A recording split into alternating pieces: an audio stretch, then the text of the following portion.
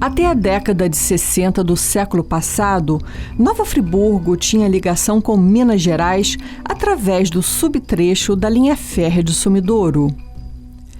A companhia Leopoldina Railway Company oferecia aos friburguenses acesso ao estado de Minas até a estação de Melo Barreto. Embarcava-se na estação de Conselheiro Paulino e seguia-se pelas estações de Dona Mariana, Murinelli, Barão de Aquino, Sumidouro e Bela Joana até alcançar o estado mineiro. Essa era a ponte de ferro na altura do sítio de Manuel do Queijo, a caminho de Sumidouro. Infelizmente, foi destruída pela tragédia climática de 2011.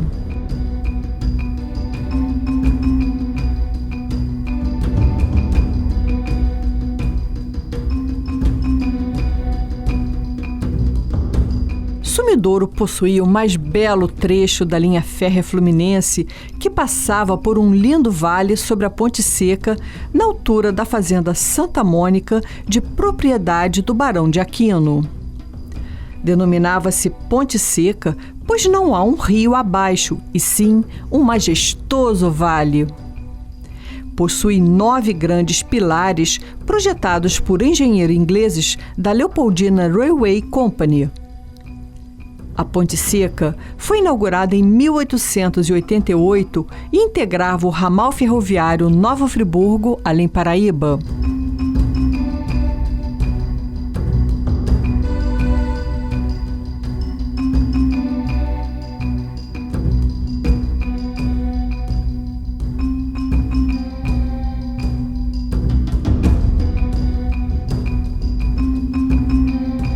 Bom, meu nome é Márcio. Eu sou nascido e criado aqui em Sumidouro e vou mostrar para vocês um pouco da onde era a antiga linha do trem. Ela vinha de Sumidouro, vindo de Além Paraíba, passava em Sumidouro, passava lá naquele canto lá perto daquelas árvores, onde tem aquele leito de terra ainda, fazia curva aqui, saía aqui, passava ali, ia seguindo pela margem de lá, do morro, e até passava perto da fazenda antiga Santa Mônica, que era do Barão de Aquino, pertencia ao Barão de Aquino, fazia a curva lá, e aqui eles tiveram que construir, hoje a gente chama isso de Ponte Seca, eles tiveram que construir esse viaduto aqui de pedra, porque a curva aqui era muito fechada, o trem na época poder fazer, eles tiveram que construir esse viaduto aqui para poder dar ângulo na curva do trem, para ele poder seguir viagem até a próxima estação, que era Murinelli, e de Murinelli seguir pela serra até a Dona Mariana. Passava lá em cima, seguindo a serra, ele ia serpenteando aqui a serra todinha até chegar em Nova Friburgo.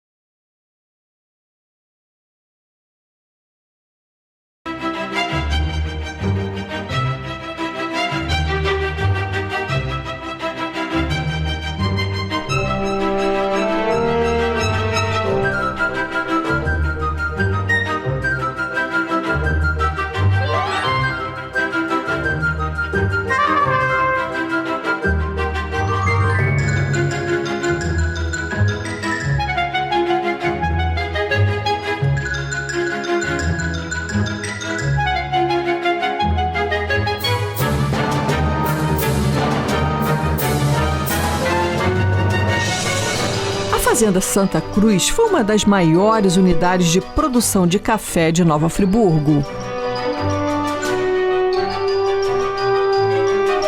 A partir da segunda metade do século XIX, modestas casas de vivenda vão dando lugar a habitações mais confortáveis com a contratação de artesãos, carpinteiros, alveneiros, marceneiros e, ocasionalmente, um artífice francês. Muitos escravos se tornaram marceneiros hábeis. Em lugar das outrora toras cruas, madeiras esquadrejadas à mão, terra vermelha e granito para os alicerces são utilizados nas construções. Porém, a maioria das paredes continuava sendo construída de pau a pique, como vemos nessas imagens.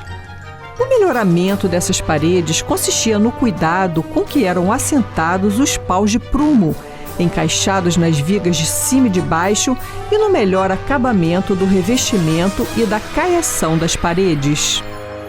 A estrutura da parede de pau a pique era sólida, exigindo, porém, a construção de um beiral para protegê-la da chuva. Da olaria, que quase todas as fazendas possuíam, vinham as telhas, substituindo o sapé. Com exceção da cozinha, que era de terra batida ou de tijolo vermelho, os cômodos da casa ganham soalho de madeira. O mobiliário dos fazendeiros nas primeiras décadas do século XIX era modesto e consistia em baús de madeira ou de couro cru, bem como simples banquetas.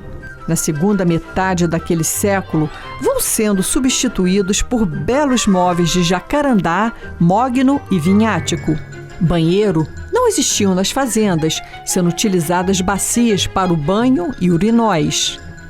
Porcelanas inglesas com as iniciais da família, cristais e prataria já são encontrados nessas propriedades a partir da segunda metade do século XIX. A restauração da Fazenda Santa Cruz vem sendo feita pelo senhor Miltolino Donin de Souza, que irá transformá-la em uma pousada, como fora na primeira metade do século XX.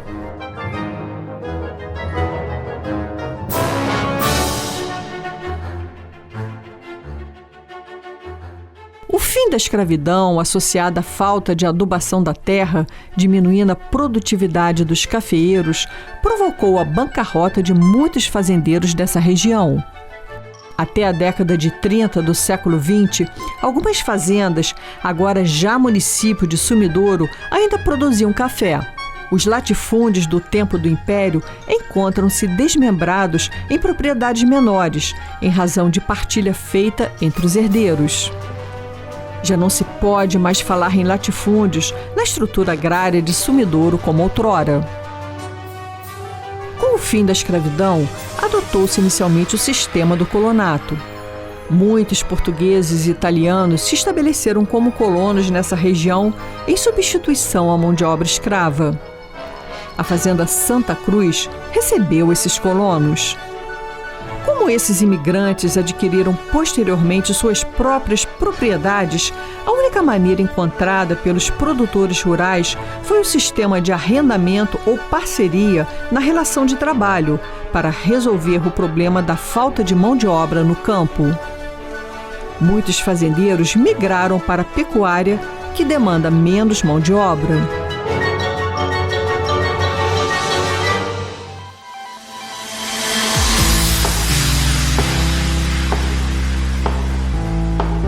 Em meados do século XIX, a mais aperfeiçoada máquina de beneficiar café, que removia sua casca e polpa, era o engenho de Pilões. Suas dimensões e custo de construção tornavam-na acessível somente aos maiores fazendeiros. Os que não possuíam esse mecanismo batiam o café com casca, conhecido como café em coco, com varas, ou utilizavam o monjolo para socar o café. Já outros empregavam escravos para pilar o café em pilões.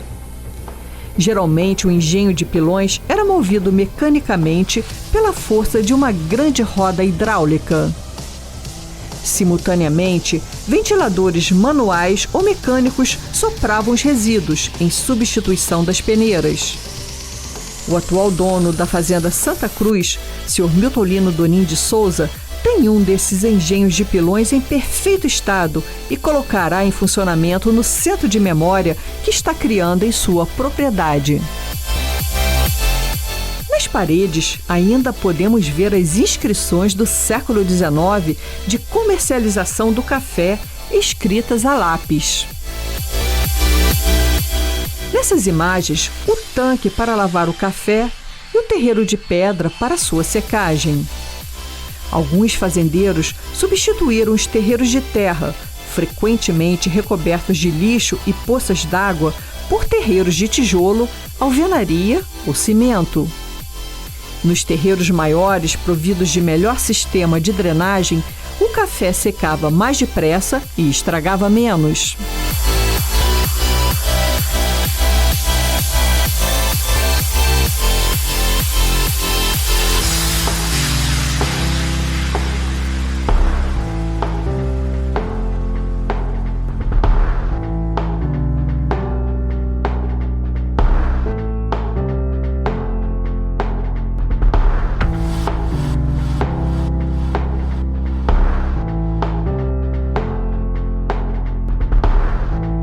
A Fazenda Santa Cruz atualmente produz cachaça, cuja marca é o nome da propriedade.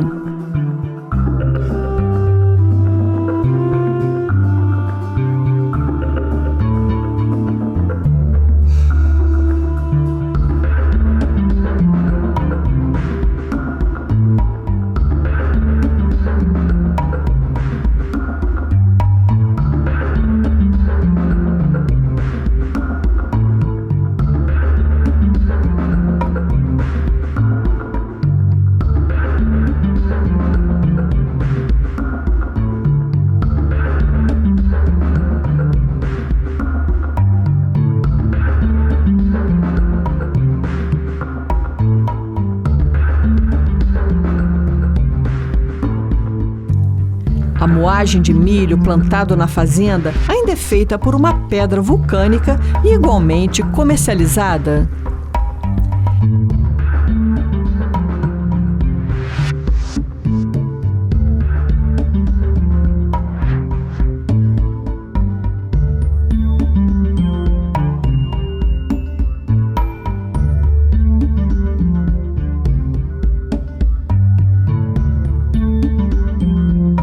Tirei uma foto com o Sr. Milton Lino para registrar o momento em que visitei a Fazenda Santa Cruz.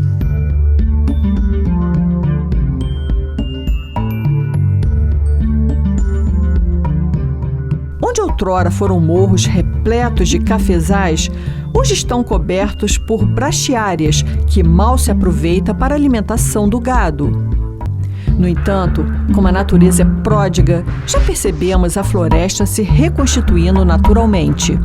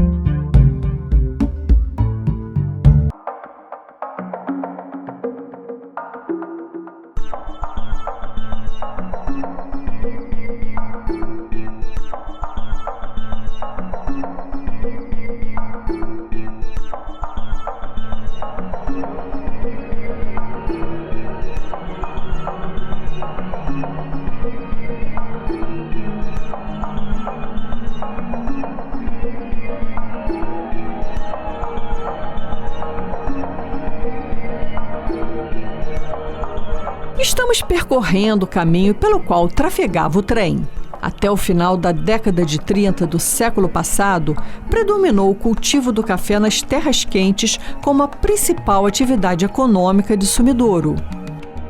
Na agricultura, os japoneses tiveram um papel inovador em Sumidouro ao ensinar o cultivo de caqui e técnicas agrícolas no plantio de olerícolas. Dona Mariana, distrito de Sumidouro, é uma das maiores áreas de concentração da comunidade japonesa desde meados do século XX. A utilização das terras frias para o cultivo de legumes e hortaliças de forma intensiva foi a partir da década de 70. São encontradas geralmente lavouras de abobrinha, agrião, alface, batata doce, beterraba, brócolis, cebolinha, cenoura, chicória, chuchu, couve, couve-flor, jiló, pimentão, tomate e vagem. A plantação de olerícolas nas terras frias ocorre durante todo o ano e boa parte é comercializada no Ceasa de Nova Friburgo. Atualmente, a economia de Sumidouro é essencialmente agrícola e boa parte da população vive na área rural. O censo de 1872 traz o único registro oficial da população escrava nacional. Nesse ano, a população escrava superava a livre na freguesia de Nossa Senhora da Conceição do Paquequer. Do total de 4.015 habitantes, 2.167 eram de escravos. A senzala da fazenda Santa Cruz ficava próxima à casa de vivenda e, segundo informações, depois foi adaptada para receber os colonos italianos e portugueses.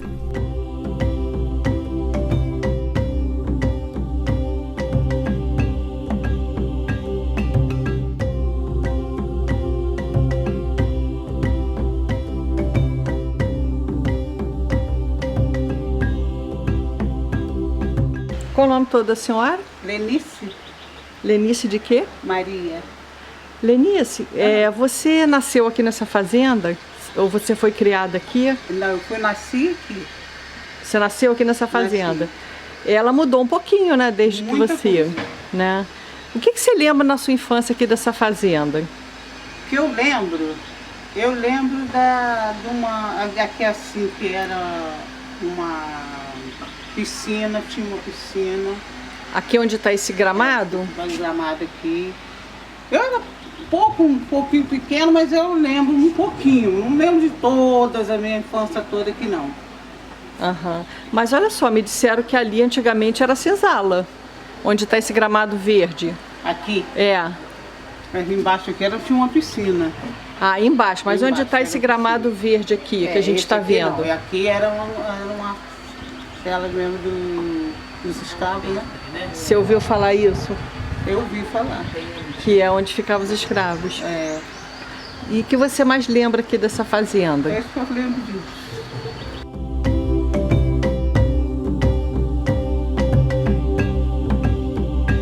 Como toda localidade tem a sua nobreza, José de Aquino Pinheiro, o Barão de Aquino, era o que representava a mais alta estirpe da freguesia de Nossa Senhora da Conceição do Paquequer.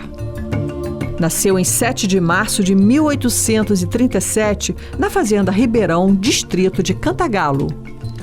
Proprietário da fazenda Santa Mônica, na freguesia do Paquequer, o Barão de Aquino era um homem culto e filho de um visconde.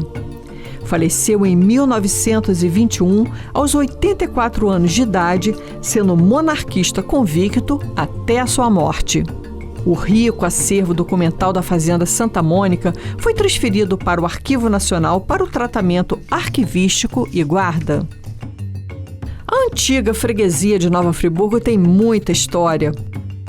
O capitão Manuel Silvestre da Silveira, proprietário da fazenda do Paredão, deixou um diário com recomendações de como lidar com os escravos, registro de revoltas e assassinatos dos cativos, relações familiares, registro da presença indígena, rituais maçônicos, entre outros assuntos. Seu tetraneto Leonardo Iório está escrevendo um livro tendo essa documentação como fonte. Os descendentes do Barão de Aquino vivem até hoje em Sumidouro, como seu bisneto, que encontrei por acaso durante as filmagens em um bar na estrada. Seu Tadeu? Malta Pinheiro.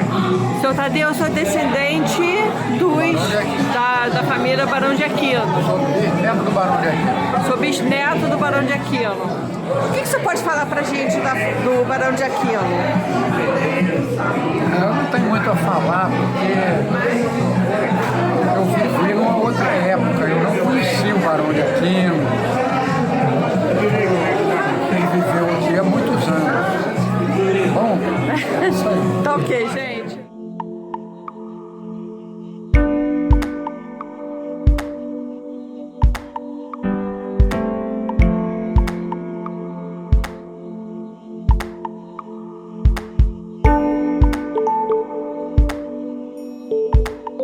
O senhor Miltolino vinha adquirindo muitas peças para decorar a fazenda e a pousada. Algumas peças de carro de boi foram restauradas para compor o centro de memória da fazenda.